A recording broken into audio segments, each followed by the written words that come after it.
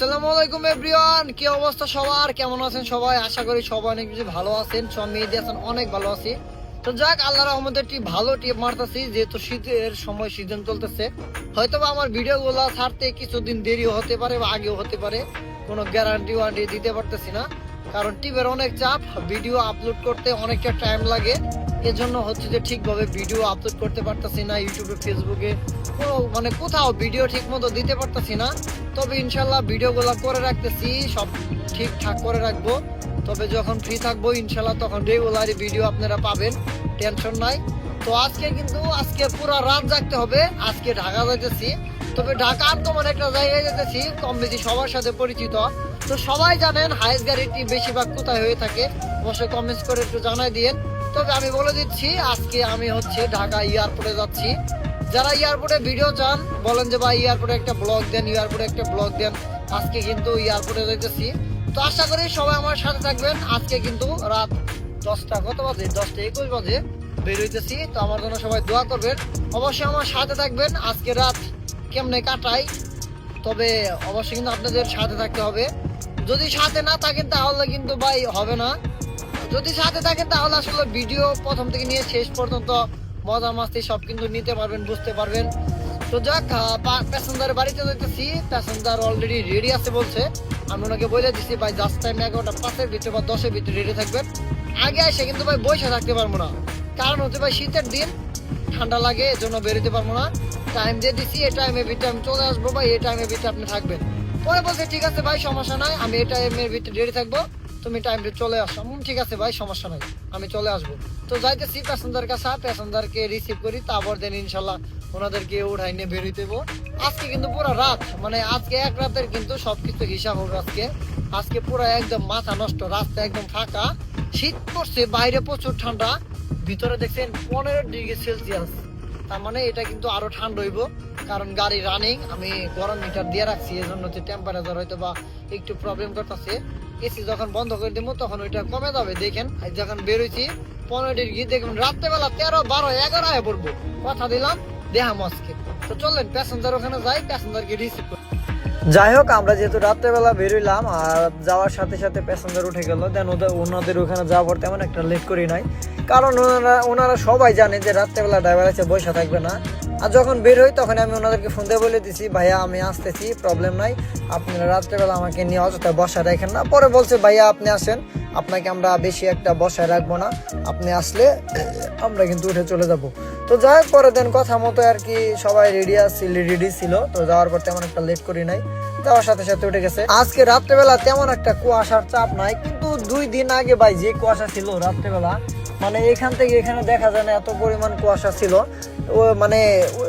যদি ওই হিসাব করতে যাই সেক্ষেত্রে আজকে তুলনামূলক একদম কুয়াশা নাই, রাস্তাঘাট একটু ফাঁকা ফাঁকা লাগতেছে, দেন ভালোই লাগতেছে, গাড়ি চালাইতেছি। আর প্যাসেঞ্জারকে কিন্তু খুব সুন্দর সুন্দর মিউজিক দিয়ে দিছি, ওনারা খুব সুন্দর সুন্দর গান শুনতেছে। বললো যে ভাই ঠিক আছে, যাইতে থাকেন, আপনি আপনার ভাবে যান, আমাদের কোনো তাড়াহুড়া নাই। ভাই প্যাসেঞ্জারের কথা শুনলেই মনটা এমনি শান্তি হয়ে যায়। আবার এমন এমন কিছু কিছু প্যাসেঞ্জার আছে ভাই, যাদের কথা শুনলে মাথার চান্দি মান্দি গরম হয়ে যায়, এরকম অবস্থা। তো যাক, আজকে প্যাসেঞ্জার যাদেরকে নিয়ে যাইতেছি ওনারা হচ্ছে আমারই পার্টি, আমারই ভক্ত, ওনারা হচ্ছে আমাকে ছাড়া যাবে না। 15 দিন আগে বলে রাখছিল যে ভাইয়া 15 দিন আগে আপনাকে বলে রাখলাম, আপনাকে কিন্তু যাইতে হবে। কাজে কাজে কিছু কিছু প্যাসেঞ্জার আছে যারা আমাকে ছাড়া যাইতে চায় না। 15 দিন 20 দিন আগে থেকে আমাকে বলে রাখে, আমরা কিন্তু অমুকবার দিন তমুকখানে যাইমো। ভালোই লাগে আর কি, নিজেদের পার্টি আসলে আসলে ভালোই লাগে। আমরা এর আগে কিন্তু ওনাদেরকে নিয়ে গেছিলাম, আবার আজকেও নিয়ে যাইতেছি। তবে ওনাদের আচার ব্যবহার দেন সবই ভালো, তারা খুবই ভালো মানুষ। আজকে যাইতেছি, তো চলেন অবশ্যই আমার ভিডিও কে কোন জায়গা থেকে দেখতেছেন অবশ্যই একটু কমেন্ট বক্সে একটু দেখতে চাই, ভালোবাসার মানুষ যারা আছেন অবশ্যই একটু জানাবেন। আজকে নিয়ত করছি প্রতিদিন যাওয়ার সময় তো পাম্পে থেকে গ্যাস নিয়ে যাই, দেন আজকে হচ্ছে গ্যাস কোনো কিছু নিব না।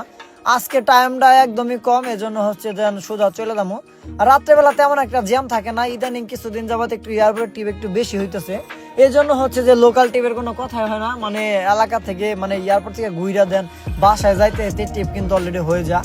আবার হইতেছে যে এমন হইতেছে অগ্রিম টিপ হইতেছে ধরা ছিল, এই জন্য হচ্ছে তেমন একটা পাম্পে ঢুকতে হয় না। যেমন এখন ঢাকা যাইতেছি, যে গ্যাস আছে ইনশাল্লাহ ঢাকাতে ঘুইরা এসে দেন আমাদের এলাকা এলাকাতে টাঙ্গাইল এলাকাতে চাপ দিতে পারবো। তবে এখন আর গ্যাস নিব না, চিন্তা ভাবনা করছি। তো ঘুরে এসে একবারে নিমো। কারণ হচ্ছে যদি পাম্পে 2বার চাপ দেয় তাহলে হচ্ছে সিএনজিটা একটু বেশি যায়, এর জন্য হচ্ছে যে আর সিএনজিটা এখন নিব না, তাই ভাবছিলাম। তো যাই আল্লাহ ভরসা যাইতেছি, খুবই ভালো লাগতেছে, প্যাসেঞ্জারও খুব সুন্দর, আচার ব্যবহার খুবই সুন্দর। ওনারা হইতেছে কিছুক্ষণ আগে আমাকে খাবার দিছে, হলো ডিম রুটি, দেন ওনার পার্সেল কিছু খাবার নিয়ে আসছে, বেকারি খাবার নিয়ে আসছে, বললো ভাই খান। পরে বললাম না সমস্যা নাই, খাবো না। পরে যেন অনেক জোরাজোরি করলো, ভাই খাবেন না কেন, কি হয়েছে, রাগ করছেন কিনা?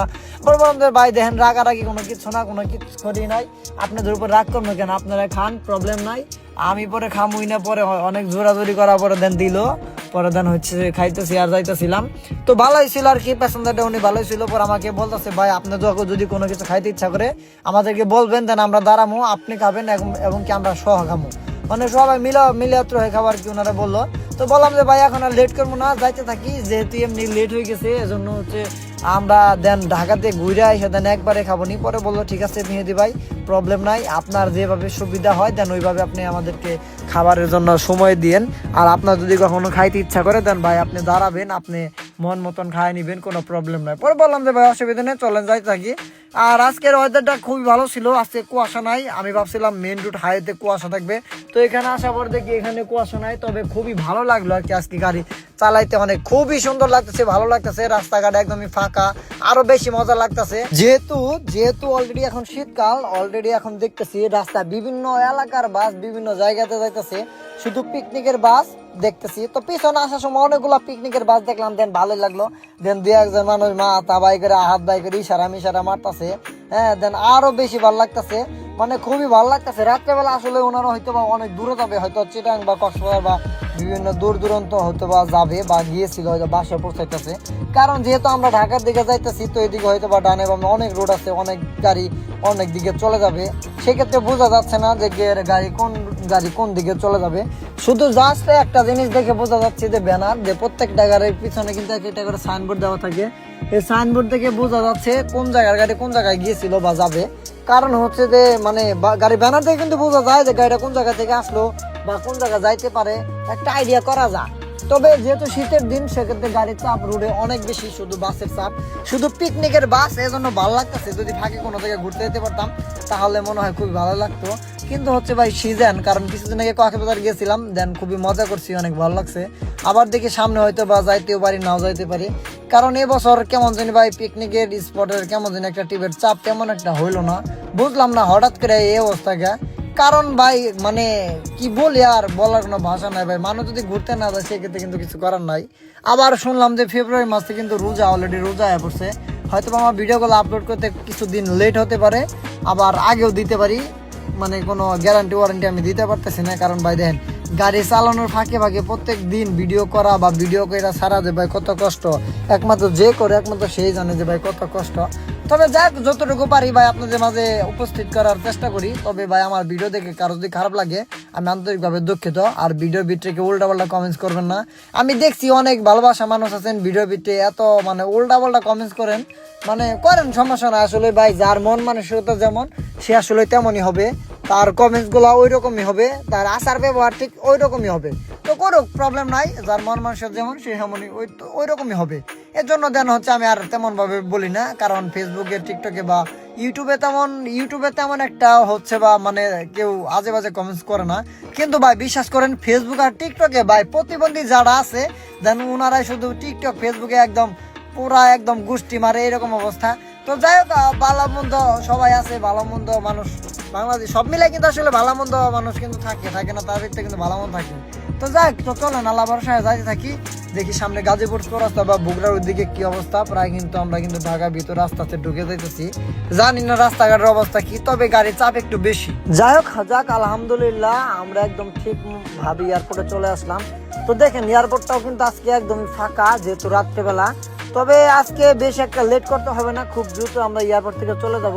কারণ হচ্ছে যে আজকে আমাদের তেমন একটা লেট হবে না, বিদেশি নিতে যাইতেছি। উনি মূলত নাইমে দাঁড়ায় আছে, বললো যে ভাই পার্কিং এ ঢোকার কোনো প্রয়োজন নাই, আমি 2 নম্বর টার্মিনাল আছি, আমাকে নিয়ে যান।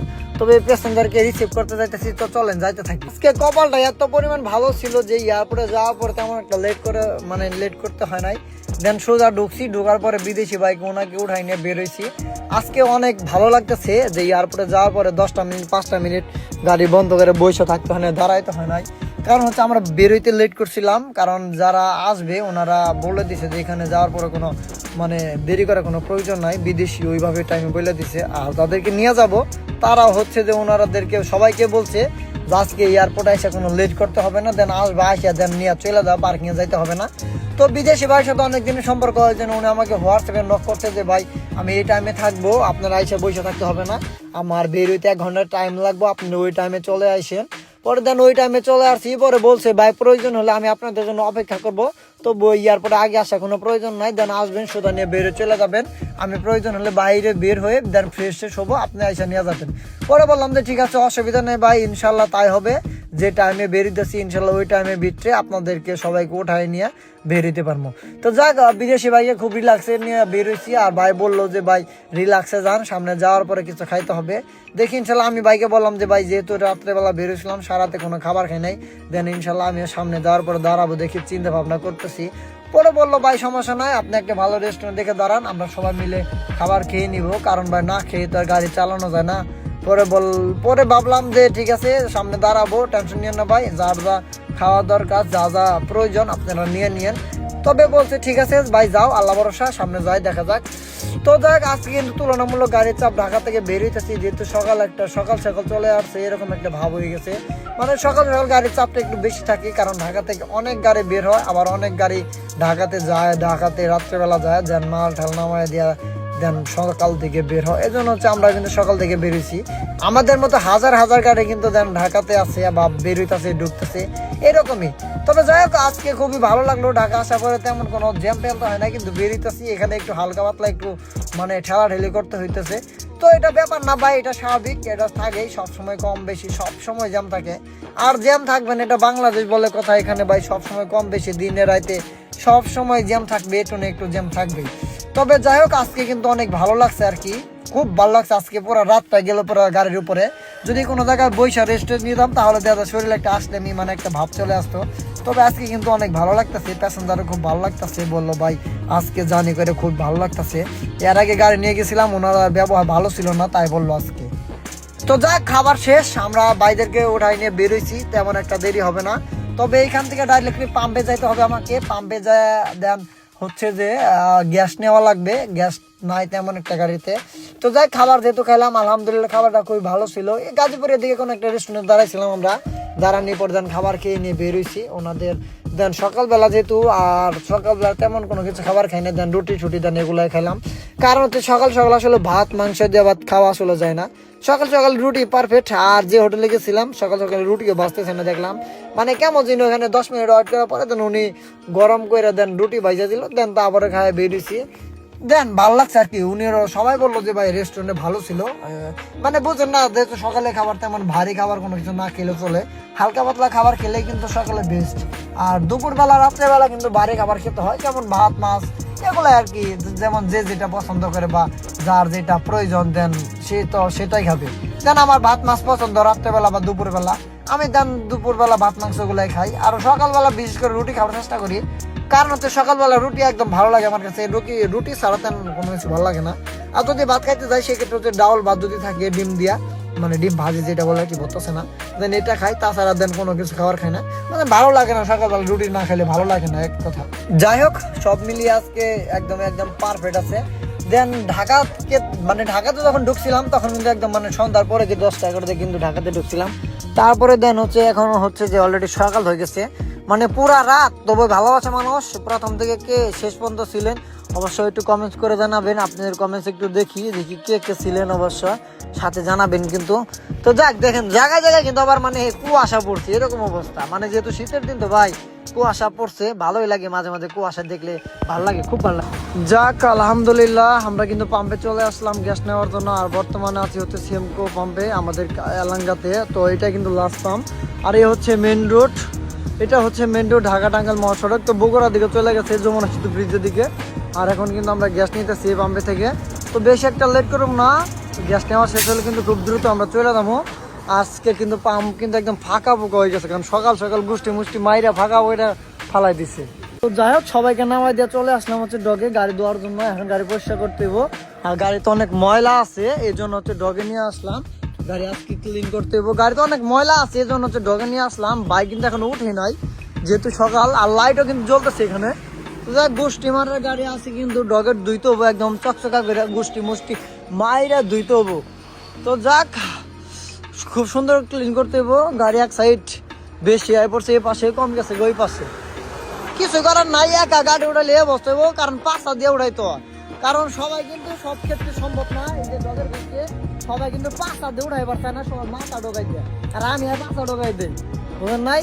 সেই জন্য হচ্ছে এক সাইড 19-20 হয়েছে, ওইটা ব্যাপার না, ওটা হবই, গাড়ি না পড়লে হয়েছে। তো যাক, আজকে হচ্ছে গাড়িটা ওয়াশ করামো, ওয়াশ করে নিয়ে চলে যাবো। আজকে আর সারাদিন কোনো টিপ নাই, 3-4 দিন যাবত ঘুমাইতে পারতেছি না রাত্রে, মানে কি একটা অবস্থা। তো যাক, আজকে এয়ারপোর্টে গেছিলাম, ভাড়া ছিল 5,500 টাকা, আর পার্কিং দিয়ে দিছে ওনারা। ওই তো 1300-1400 টাকার মতো গ্যাস লাগছে, 100 টাকা খরচ হয়েছে, আর 1000-1500 টাকার মতো মানে সব মিলে বেড়েছে। মানে যদি খরচ ধরতে যাই, আবার 2500 টাকা সব মিলে খরচ হয়েছে। 5,500 টাকা ভাড়ায় চলে যাইতাম, 2500 টাকা টোটাল সব মিলে খরচ, 3,000 টাকা মালিক ইনকাম। তো যাই হোক, আজকে পর্যন্ত আবার দেখা হবে নতুন কোনো ভিডিওতে, নতুন কোনো কিছু নিয়ে। আল্লাহ হাফিজ।